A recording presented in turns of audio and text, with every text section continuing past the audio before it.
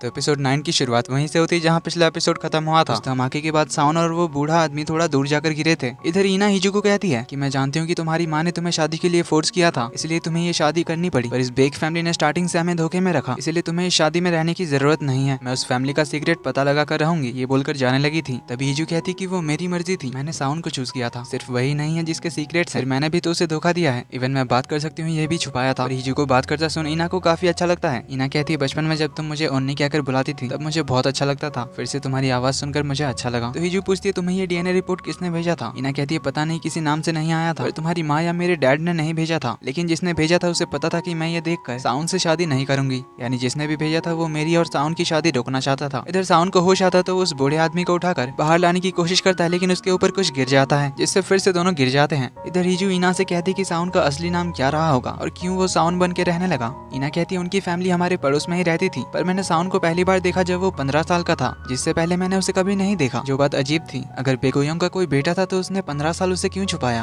अगर साउन ने 15 साल की उम्र में उनकी बेटी की जगह ली, यानी उनका अपना एक बायोलॉजिकल बेटा था जिसे वो लोग छुपा रहे थे। तो ईना के जाने के बाद हिजू साउन को बार बार कॉल लगा रही थी, मैसेजेस कर रही थी, पर साउन का कॉल नहीं लग रहा था। तो वो पुलिस को कंप्लेंट करने के लिए कॉल करती है। पुलिस वाले कंप्लेंट नहीं लिख रहे थे क्योंकि साउन सिर्फ 6 घंटे से गायब है। तो हिजू ने बताती कि मेरे हस्बैंड को काफी दिनों से धमकी आ रही थी और अटैक भी हुआ था। तो पुलिस वाले हस्बैंड का नाम बताने के लिए कहते हैं, जो सुन हिजू कॉल काट देती है, डीएनए रिपोर्ट की ओर देखती है, जिसे लेकर वो साउन के मॉम डैड के घर चली आती है, जहाँ उन्हें कहती है कि पुलिस को कॉल करके साउन के मिसिंग होने की रिपोर्ट करी है। अब उसे बोलता सुनकर ये दोनों शॉक्ड हो जाते हैं। तो हिजू उन्हें कहती है कि चेयरमैन बेक जांग हो अपने ग्रैंडसन से बहुत प्यार करते थे, तो फिर उन्होंने 15 साल की उम्र तक उन्हें क्यों छुपाया? कोई तो रीजन था जिस वजह से उन्होंने अपने बायोलॉजिकल ग्रैंडसन को दुनिया के सामने नहीं लाया, जिस वजह से उन्होंने उसकी जगह पर एक फेक ग्रैंडसन को लाया। मैं जानती हूँ वो आप दोनों का बायोलॉजिकल बेटा नहीं है। इस पे साउन की मॉम कहती है हाँ ये सच है, साउन ने भी हमारे बेटे की जगह ली है और तुमने उसकी वाइफ की जगह। हिजू कहती है हाँ, पर मैं जानती हूँ कि वो आप दोनों के लिए जरूरी है, इसीलिए उसे ढूंढिए। ये बोलकर जाने लगती है। तभी बेक फैमिली का बटलर हिजू के पीछे आता उसे बताता है कि साउन जब बहुत छोटा था तब उसके दोनों आंखों का कलर अलग अलग था। कुछ साल बाद जब वो यहाँ वापस आया तब उसकी दोनों आंखें ठीक हो गई थी, यानी जिसकी आंखों का कलर अलग था वो था बेकुयोंग का असली बेटा। और कुछ साल बाद जो आया था वो था मेन लीड साउन, जिससे हिजू को वो किडनैपर याद आता है क्योंकि उसकी भी आंखों का कलर अलग अलग था। इवन हिजू को धमकी देते हुए उसने कई बार कहा था कि बेक साउन को सबसे अच्छी तरह से मैं जानता हूँ, जिससे वो समझ जाती कि बेक फैमिली का असली बेटा वो किडनैपर था। इसी वजह से वो साउन के पीछे पड़ा था अपनी जगह वापस लेने। तभी हिजू को एक कॉल आता है तो वो जल्दी से हॉस्पिटल पहुंचती है। तो सांगू ने साउन को हॉस्पिटल लाया था।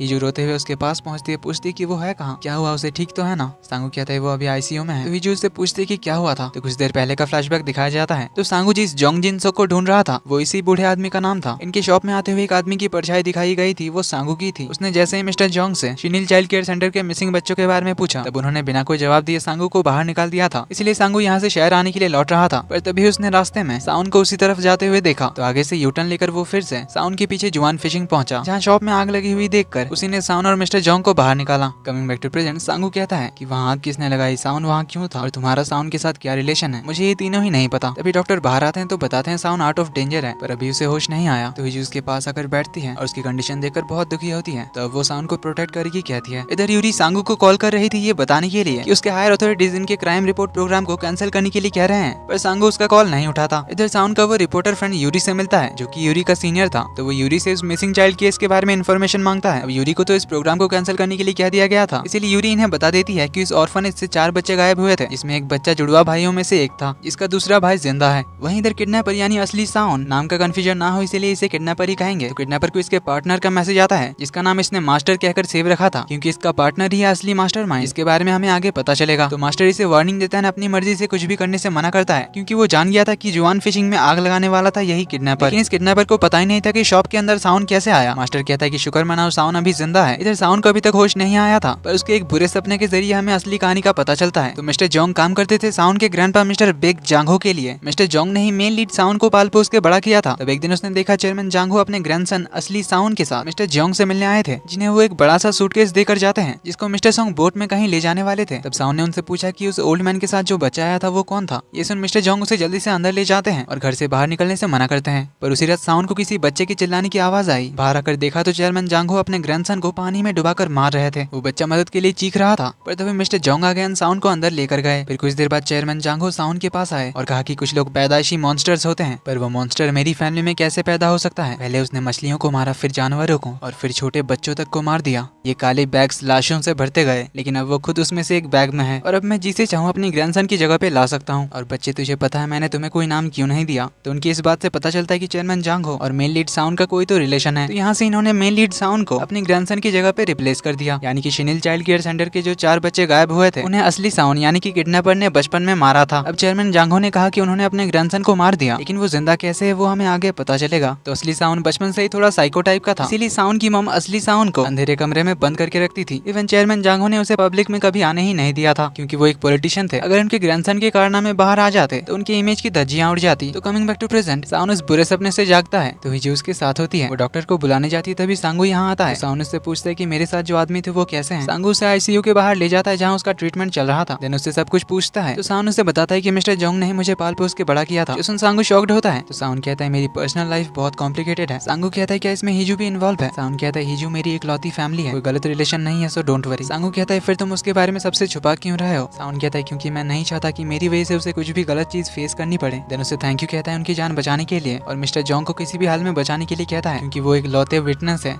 ऑर्फनेज के मिसिंग बच्चों के केस का। उन बच्चों के गायब होने के पीछे जो है वो इंसान और मुझे धमकी देने वाला किडनैपर एक ही है। कि मिस्टर जोंग ने मुझे हिंट भेज दिया था, मुझे लगा था वो मर चुका है पर वो जिंदा है। साउन अपने रूम में आता है, फोन चेक करता है तो उसे कल रात हिजू के बहुत सारे मैसेजेस एंड मिस कॉल्स दिखते हैं। साउन एक नर्स से हिजू के बारे में पूछता है तो वो बताती है कि वो तो काफी देर पहले ही चली गई। तो इधर हम हिजू को घर पे देखते हैं, जहाँ वो उस किडनैपर वाले फोन को लेकर पुलिस स्टेशन पहुंच जाती है कि वो साउन पे और खतरा नहीं आने देना चाहती थी। लेकिन उसके पुलिस स्टेशन के अंदर जाने से पहले वहाँ साउन पहुंच जाता है और हिजू को अपने साथ वापस ले जाने लगता है। तो हिजू से रोककर कहती है कि तुमने मुझे सच क्यों नहीं बताया? मैं जानती हूँ कि तुम बेक साउन नहीं हो, इवन ये भी जानती हूँ कि असली बेक साउन कौन है। वो ये सब क्यों कर रहा है मुझे समझ आ गया है, पर आगे वो कुछ भी करे इससे पहले हमें उसे रोकना पड़ेगा। साउन उसे समझाने जाता है, पर हिजू उसे कहती कि इस बार मैं तुम्हें प्रोटेक्ट करना चाहती हूँ ताकि दोबारा तुम्हें कोई हर्ट ना कर सके। पर साउन हिजू को इस मैटर में इन्वॉल्व नहीं करना चाहता था, इसीलिए वो फोन पुलिस को देने से रोक लेता है। इधर मिस्टर बेक की आज एक वैरायटी शो शूट होने वाली थी जहाँ साउन को आना था, पर उससे कॉन्टेक्ट नहीं हो रहा था। इसीलिए मिस्टर बेक अपनी वाइफ के साथ शूटिंग शुरू करते हैं। पर तभी एक पार्सल आता है जिसमें कुछ मछलियों को काट कर जोड़ा गया था। ये देखकर साउन की मम जल्दी से बाहर आती है तो उस डिलीवरी मैन को जाते हुए देखती है। तो वो अपनी कार निकालकर उसे फॉलो करने लगती है। तो उसके पीछे जाते हुए वो उनके एक पुराने फैमिली हाउस में पहुंचती है, जहाँ अंदर अपने बेटे को देखकर माँ की ममता जाग जाती है। वो अपने बेटे को जिंदा देखकर बहुत इमोशनल होती है। वहीं किडनैपर कहता है कि आप लोगों ने तो मुझे मार ही दिया था, तो अब क्यों रो रही हैं? इस बुढ़े बेक जांगो ने मुझे किस तरह से मार ही डाला था जानते हो? 2 दिन बाद इनकी पहली डेथ एनिवर्सरी आ रही है। आज से ठीक 1 साल पहले न्यूज में इनकी फोटोज और वीडियोस देखकर मुझे सब कुछ याद आ गया था। इन्होंने मुझे पानी में डुबाकर मारने की कोशिश की थी, लेकिन मैं जिंदा था पर मेरी मेमोरीज चली गई थी। इनकी मौत की न्यूज देखकर मुझे थोड़ा बुरा लगा था, क्योंकि मैं खुद इन्हें अपने हाथों से मारना चाहता था। लेकिन मैं वापस आप लोगों के पास क्यों नहीं गया पता है? क्योंकि आप लोग मुझे फिर मार देते। उसकी मॉम रोते हुए कहती कि नहीं बेटे, इस बार मैं तुम्हें कुछ नहीं होने दूंगी। पर तभी यहाँ बटलर किम कुछ गार्ड्स के साथ आ जाता है, लेकिन किडनैपर उन्हें चकमा देकर भाग जाता है। इधर सांगू यूरी के इतने सारे मिस कॉल देकर उसे मिलने बुलाता है। यूरी मिलने आती है तो उसके चोट देखकर यूरी को उसकी बहुत फिक्र होती है, क्योंकि आग से बचाने के चक्कर में उसे भी लग गई थी। तो यूरी ये सब कैसे हुआ, कब हुआ, सब बताने के लिए कहती है। सांगू उसे कहता है कि बस एक फायर इंसिडेंट था। यूरी उसे पूछती है कि क्या हुआ था, पर सांगू कहता है कि किसी के पर्सनल लाइफ से जुड़ी बात है, इसलिए अभी मैं तुम्हें ये नहीं बता सकता। यूरी उसे बताती है कि हायर अथॉरिटीज हमारी क्राइम रिपोर्ट प्रोग्राम को कैंसिल कर रही है। मुझे लगता है इसके पीछे किसी पावरफुल इंसान का हाथ है जो नहीं चाहता सच्चाई बाहर आए। इधर हिजू साउन को हॉस्पिटल ले आती है, जहाँ उसे पूछती है कि तुम्हें मेरे लोकेशन के बारे में कैसे पता लगा। साउन उसे बताता है कि पहाड़ से गिरने वाले इंसिडेंट के बाद से ही वो हिजू के फोन के लोकेशन को ट्रैक कर रहा है। तो हिजू कहती है मुझे भी तुम्हारे फोन का लोकेशन ट्रैकर चाहिए। इस पे साउन कहता है कि अगर फ्यूचर में मैं तुम्हें कभी नहीं मिला या अगर मुझसे कांटेक्ट ना हो पाए तो तुम मुझे ढूंढने मत आना,